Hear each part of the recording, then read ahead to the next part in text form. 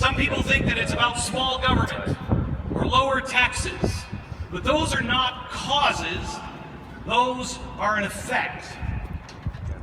What are our principles? We have an opportunity for the first time in my lifetime, with the exception of Ronald Reagan, to actually vote for our principles. And we are running against the two weakest candidates in the history of the Republic. How can we not stand for our principles now? Some people believe that this election is about stopping Hillary Clinton or stopping even Donald Trump. How shallow have we become? If this is what we're using to motivate ourselves to go out and vote, we are indeed a lost nation. That is not what this is about. Our principles were written down a long time ago. We hold these truths to be self-evident, that all men are created equal and endowed by their Creator with certain inalienable rights, and among these are life, liberty, and the pursuit of happiness.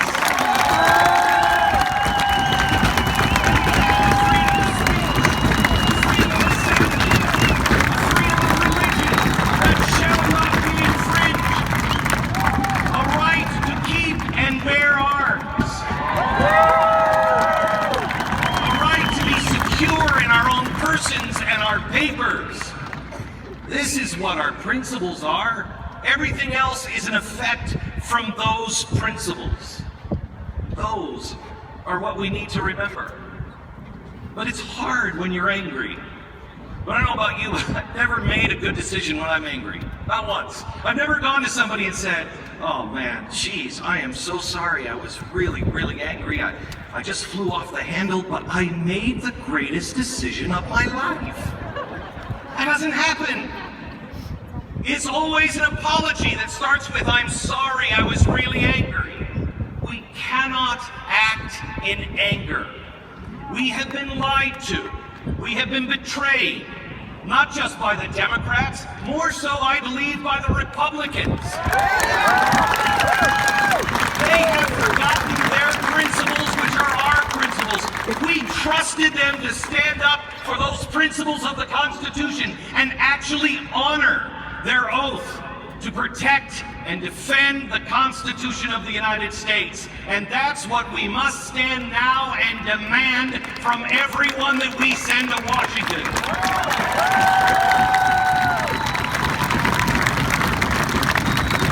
But we must do it with love. We must do it with honor. We must do it with courage. You know, I don't know if anybody joined me on the mall in Washington about 6, 7, 8 years ago. But I honestly didn't figure this out until this weekend.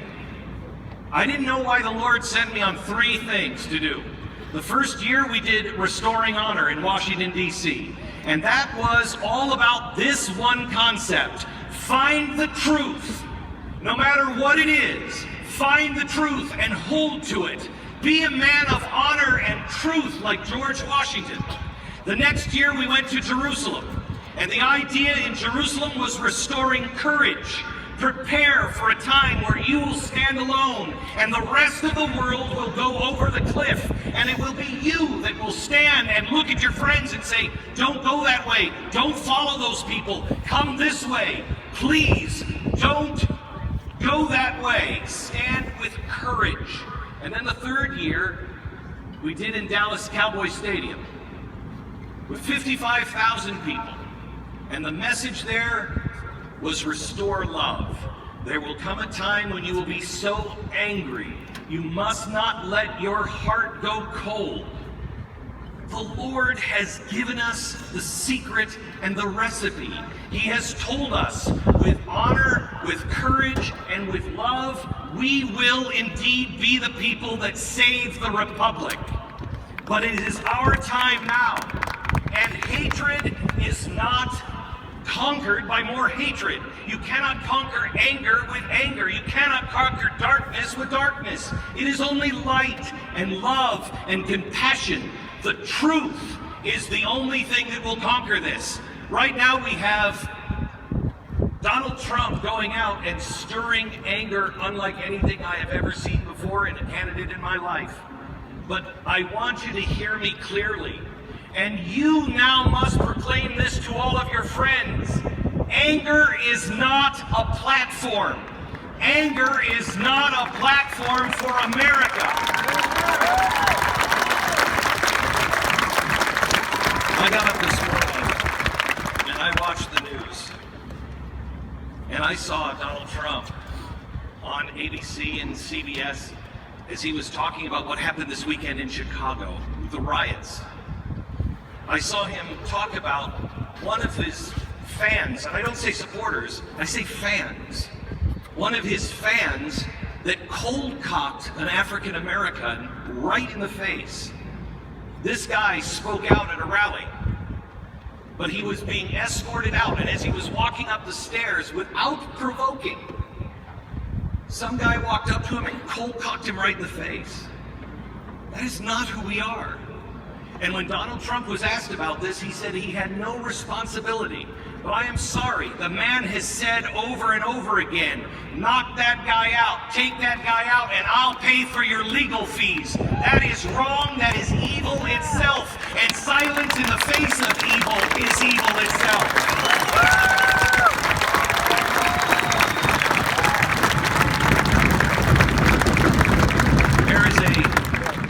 There's another update on this front. The media has fallen in and chosen sides. And you can see it plainly. They're trying to keep Trump is trying to keep Marco Rubio in the race. And the way that Donald Trump is trying to do it is to belittle him and humiliate him and try to reach into him to get him angry enough to say, well, hell, I'm not going to quit now. And that's why for 2 days last week on the front page of the Drudge Report, he photoshopped a midget. He photoshopped Marco Rubio into a midget to play into the rage and the anger on Marco Rubio. It was wrong. Breitbart this week, one of their reporters, a female reporter, went to ask Donald Trump a question. And Donald Trump's campaign manager took her by the arm and threw her down to the ground. She has bruise marks on her arm. When the campaign manager and the Trump people were confronted with this, they denied that it ever happened. Except there was another reporter there from, I think, the Washington Post or the Washington Times that had it on camera and showed it and proved that it did happen. He's a liar! The Breitbart editor came out and said, "We stand with Donald Trump." The spokesperson said, "My organization at Breitbart has become nothing but liars. Lies beget more lies. We must find the truth and have the courage and not play into what's going to be good for me or good for my family or good for my company, but what is good for the Republic, what is good for my children and your children. We must be self-sacrificing in our cause."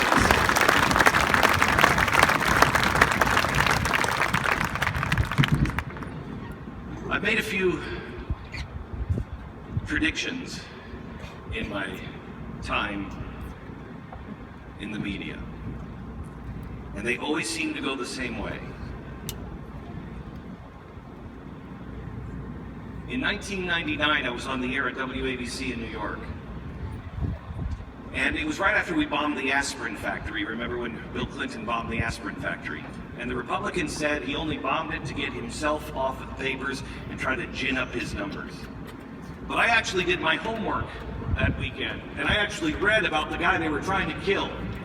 And I went on the air that week and I said, listen, you have to understand, this guy's a really bad guy. And the Republicans who were listening in the audience were only thinking about politics, and they called me for an hour just ripping me and saying that I was just trying to support and help Bill Clinton.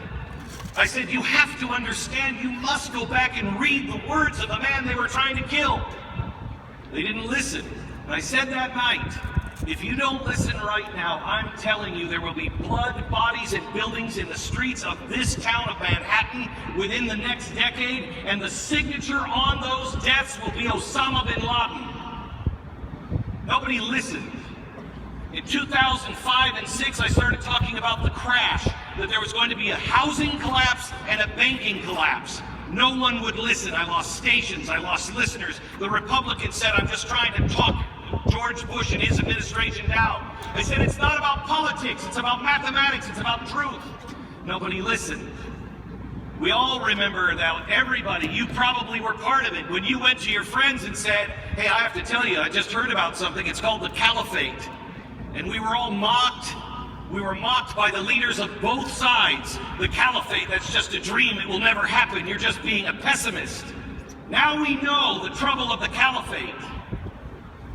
For the last 4 years, I have been saying that there would come a guy, and I honestly thought it would be from the left.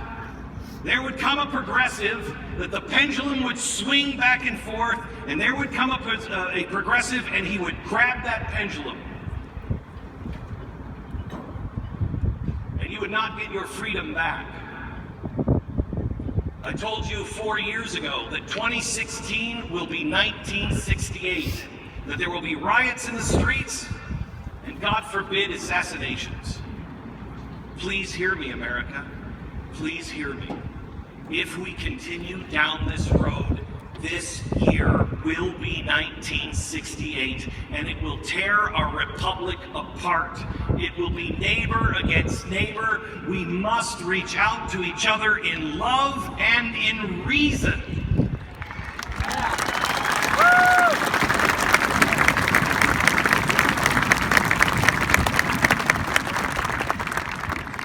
I want to talk to you a little bit about the Great Depression, what happened in the Great Depression.